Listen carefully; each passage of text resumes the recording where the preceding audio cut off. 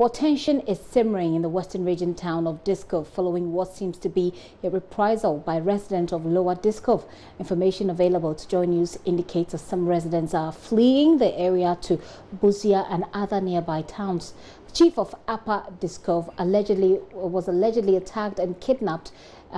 He is alleged to have attacked and kidnapped the chief of Lower Dixcove together with 4 of his subjects last Sunday night.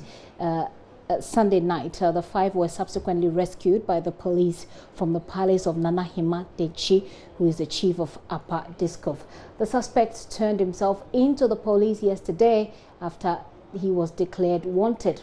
Latest reports indicate that some persons believed to be residents of Lower Dixcove are retaliating, attacking the people of Upper Dixcove. Residents of Upper Dixcove are accusing the police of looking on whilst they were being attacked without any provocation.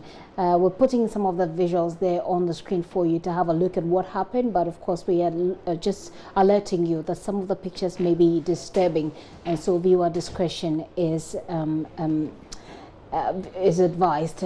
My colleague Natalia Kwanza is joining us on the phone with the very latest on the Dixcove matter. Hello, Ina. Hello, Gifty. Ina, are you able to confirm some of the images we're seeing, images of injured persons who we are told are residents of Upper Dixcove? Yes, Gifty, some of these images we are seeing and which is circulating on social media are images of residents of Upper Dixcove. The police, which is an authority, which has to confirm this, have not. But from my own checks, it's true that these are residents of Upper Dixcove. And this story that we're hearing, that there are retaliations, from both sides, Upper Dixcove people attacking Lower Dixcove. What really do we know about it from your perspective?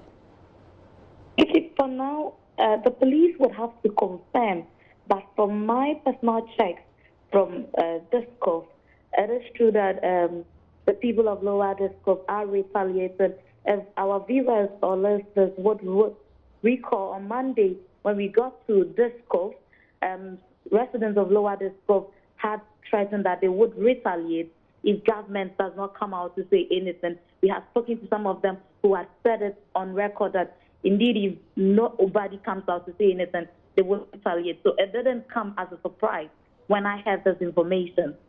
If it was something premeditated and actually communicated earlier, the police must have known about it, and that's why the police is being accused of doing nothing by some of the residents.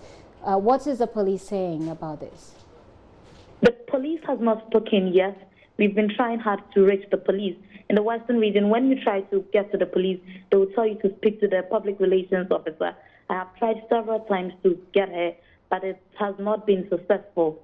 So until she returns my call and confirms, I cannot say that indeed the police are there and looking on to the issues. Let's talk about the president's visit. He's still in the area. He was expected to visit Dixcove today, and we know that he did not. He instead had to visit the chief who was brutalized in hospital. Tell us about that. Yes, so the president was supposed to cut short for the construction of a landing bridge at Dixcove, but this morning I had information that he's no longer going there because of the tension there. Instead, he visited Nana Kwesi Ajiman, the 9th Paramount Chief of Lower Dixcove, at the Fiankwanta Regional Hospital. When he visited, he asked the chief if he would be able to identify any of the people who kidnapped him, and he said no, he cannot. Nana Kwesi Ajiman replied that he could not identify because there were lots of them, and it was also blackout as at that time. The president insisted and asked if he could even identify just a single person among the lot, if they should bring anyone there for him to do so. Nana Kwesi Ajiman said he could still not identify anyone. But in Axim, the president proceeded to Axim to cut short for the construction of a landing bridge. It was over there that the president was explaining to residents and traditional leaders that he couldn't go to Dixcove because of the tension there, and it would even mean it would punish his image if he should go there, considering the tension over there at the moment. The president has also urged the Western Region Police Command to do everything to bring anyone who is in connection to the kidnapping and brutalities meted to the chief of Lower Dixcove and his people. Even if it would take months, they should get everyone arrested and prosecuted. And this must be the first time the president is addressing this matter, correct, China? Yes, Gifty. Well, he's calling on the police to act as you speak, and as it stands now, we've not been able to get the police to speak to us on this matter. We're trying to get Olivia Adiku, who speaks for the Western Region Police, but we've not been successful at that yet. But Ina, tell us about the recuperation, process of the chief who was attacked. How is he? How is he responding to treatment?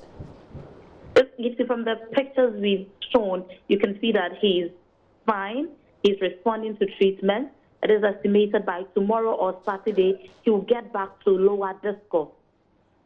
Right, and then to the whereabouts of the chief of Upper Dixcove, who has been accused of being behind this matter and who has also been invited by the police. We understand that he's given out his statements. Do we know his whereabouts?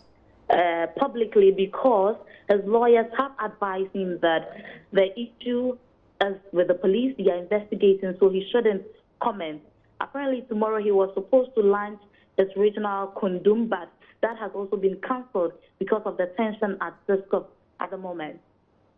Right, Ina, thank you very much. But quickly before you go, what are the residents telling you, for residents of both sides, Upper and Lower Dixcove?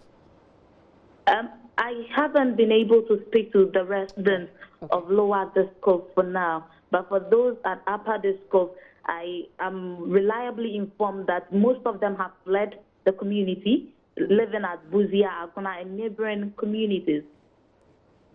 Right, Ina, thank you very much for that update. Natalia Kwanzaa is with Radio Max. She's also our correspondent on the ground there, bringing us up to speed on what's been happening. So we know that President Akufo-Addo is in that region on a tour. Today he was supposed to have visited Dixcove, but because of the feud there, he wasn't able to. He took a visit to the hospital, Fienkwanta Hospital, where chief of the Upper Dixcove is receiving treatment following his attack. And he went on to one of the final places, and he's been speaking about the situation in Dixcove. We'll keep our eyes on it and update you subsequently.